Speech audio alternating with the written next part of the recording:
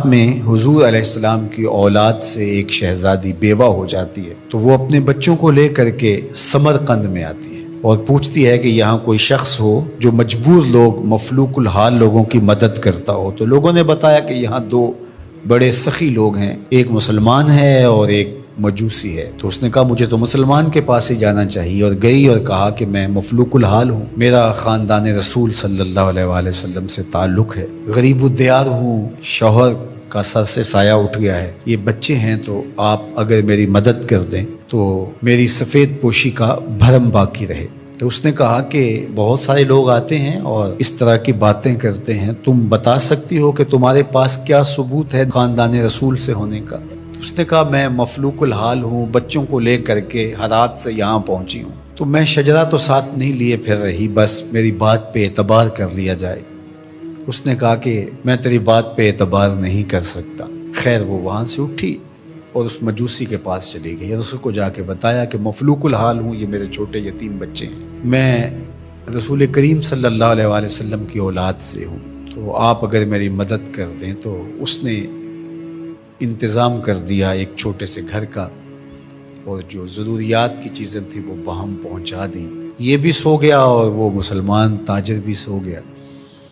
ابن جوزی لکھتے ہیں کہ جب رات ہوئی تو اس مسلمان تاجر نے، سخی نے، خواب میں جنت کے منظر کو دیکھا کہ ایک خوبصورت محل ہے جس کے پاس حضور نبی رحمت صلی اللہ علیہ وآلہ وسلم کھڑے ہیں۔ تو یہ آگے شوق سے بھرا اور کہا حضور یہ محل اگر آپ مجھے عطا کر دیں۔ تو فرمایا یہ ایک مسلمان کا ہے۔ تو کہا میں بھی تو مسلمان ہوں۔ فرمایا تیرے مسلمان ہونے کا ثبوت کیا ہے؟ آنکھیں کھل گئیں، ماضی کا سارا قصہ ذہن میں تازہ ہو گیا، اور وہ جو لفظ کہے تھے کہ تیرے سیدہ ہونے کا ثبوت کیا ہے، وہ لفظ احساس پہ ہتھوڑے برسانے لگے اور نکال دیا گیا دربار رسالت سے۔ صبح ہوئی تو ڈھونڈتا پھرتا ہے کہ کل یہاں کوئی سید زادی اپنے بچوں کو لے کر کے آئی تھی، کسی کو پتہ ہو تو لوگوں نے بتایا کہ وہ فلاں مجوسی ساہوکار اور سخی جو ہے اس کے پاس ہے۔ تو وہ گیا اور دروازہ کھٹکھٹایا اور قدرے غسیلے انداز میں کہنے لگا کہ ہمارے نبی کی بیٹی ہے اور آپ کو حق نہیں پہنچتا ہے، ان کی خدمت ہمارا ہی حق ہے، بلکہ کہا 300 دینار لے لو اور جلدی کرو ہمارے سپرد کر دو۔ تو اس نے مسکرا کے دیکھا، کہا کہ میں نے تو انڈٹھا سودا کیا تھا، اب تو منظر دیکھ چکا ہوں، جہاں رات آپ کو دھکے دے کر نکالا گیا وہاں مجھے وعدہ دیا گیا کہ تو نے میری بیٹی کی خدمت کی ہے، تجھے اور تیری نسل کو جنت کی ضمانت دی جاتی ہے، اور میں تو حضور کے ہاتھ پہ کلمہ پڑھ کے اسلام قبول کر چکا ہوں۔ اللہ اکبر۔ نسبت رسول کا احترام، محض نسبت رسول، عمل تو بعد میں آتے ہیں۔ اللہ اکبر۔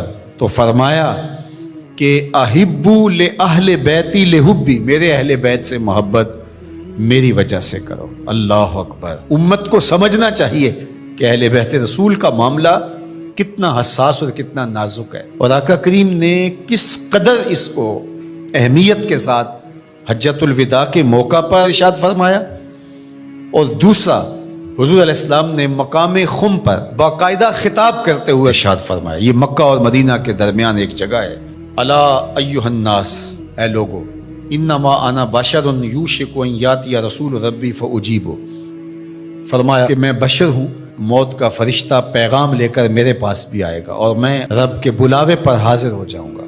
وانا تارک فیکم ثقلین، لیکن تمہیں تنہا اور لاوارث نہیں چھوڑ کے جا رہا، تمہارے اندر دو بھاری چیزیں چھوڑ کے جا رہا ہوں، جس کو میرے حضور بھی بھاری کہیں وہ کتنی بھاری ہوگی۔ اولہما کتاب اللہ، ان میں سے پہلی چیز کتاب اللہ، اللہ کی کتاب، فیہ الہدی والنور فخذوا بکتاب اللہ واستمسکوا بہ، اس میں ہدایت ہے، اس میں روشنی ہے، بس اللہ کی کتاب کو مضبوطی سے پکڑ لو اور اس کے ساتھ تمسک اختیار کر لو، جڑ جاؤ اس کے ساتھ، لپٹ جاؤ، چمٹ جاؤ اس کتاب کے ساتھ، اپنا ربط کبھی بھی قرآن سے ٹوٹنے نہ دینا، قرآن کے ساتھ اپنے تعلق باطن کو کبھی کمزور نہ ہونے دینا، اس کی تلاوت دن کے اجالوں میں رات کی تنہائیوں میں تمہارا معمول حیات رہے۔ فحث علی کتاب اللہ، حضور نے ابھارا لوگوں کو کتاب اللہ کے ساتھ جڑنے کے لیے، وَرَغَّبَ فِيهِ، اور ترغیب دی کہ اس کتاب سے وابستہ رہو، اس کتاب سے جڑو، اس کتاب کو کبھی نہ چھوڑنا۔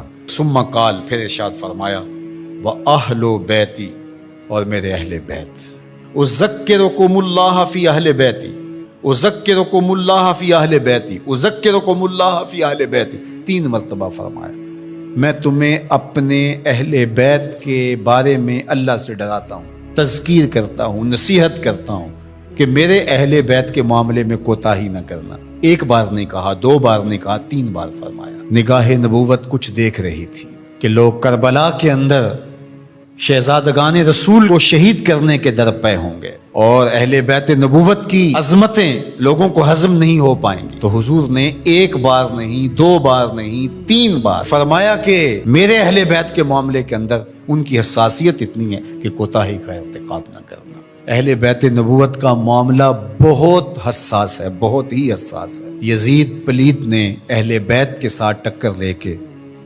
اپنی عاقبت بھی برباد کر لی، اور اپنی دنیا بھی برباد کر لی، اور اپنی نسلوں کو بھی بدبودار بنا لیا اس نے۔ یزید کا نام بدی کا استعارہ بن گیا، دشنام سے بھی بدتر، گالی سے بھی بدتر یزید کا نام ہے۔ حضرت امام حسین رضی اللہ تعالیٰ عنہ حق کا استعارہ بن کے ابھرے، اور قیامت تک ان کا نام زندہ، روشن، سرخرو، کامیاب اور بامراد رہے گا۔ رہتی دنیا تک حسین کے نام کا جھنڈا اونچا ہی رہے گا۔